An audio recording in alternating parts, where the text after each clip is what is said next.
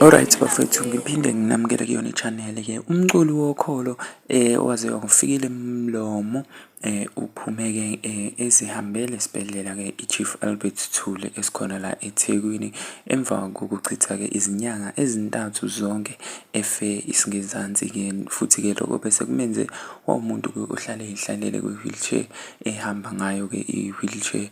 Laphayana-ke bafethu-ke kwake kwaba futhi-ke nenye I think ngizothi-ke kwakuyindlela yoku-fundraiser ngoba wayeshilo naye ukuthi-ke ucela abantu bamxhase noma bamsize bamthandazise-ke nasekuthenini-ke noma kwenziwa lokho kodwa baphinde bakwazi futhi-ke uku-attenda-ke I think kwakuyindlela yokuthi be-fundraise ukuze ezokwazi-ke ukugcina e-operate-iwe lapho kwakumele operate khona. So okungishwaqisile nokungike ngakubona ukubona omunye wabantu la ku-Facebook emva kokuzwa nje iy'ndaba zokuthi-ke usisi loya uphumile, ukubona abanye abantu omunye wabantu iphoste indaba yokuthi-ke ucabanga ukuthi-ke i-scam le yanto yakhe-ke uFikile Mlomo. Nayi le post.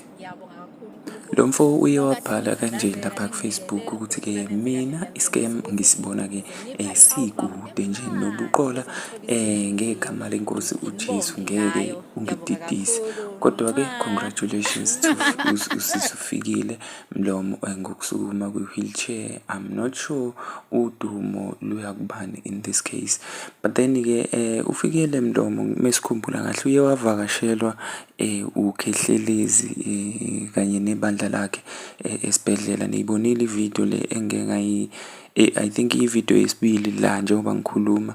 So kungenzeka mhlawumbe ukuthi-ke ekugcineni kuthiwe-ke usizo uyena, mhlawumbe lo mfowethu ubhaliswa yilokho njengoba ebhale ngale ndlela abhale ngayo. Kungenzeka agcine kuthiwe usizo uKhehlelezi noma-ke kade edinga i-operation njalo njalo, kodwa-ke esikubonayo kakhulu laphaya ukuthi usisi loyana njengoba ephuma ngayo kwi-wheelchair uyasho ukuthi-ke okay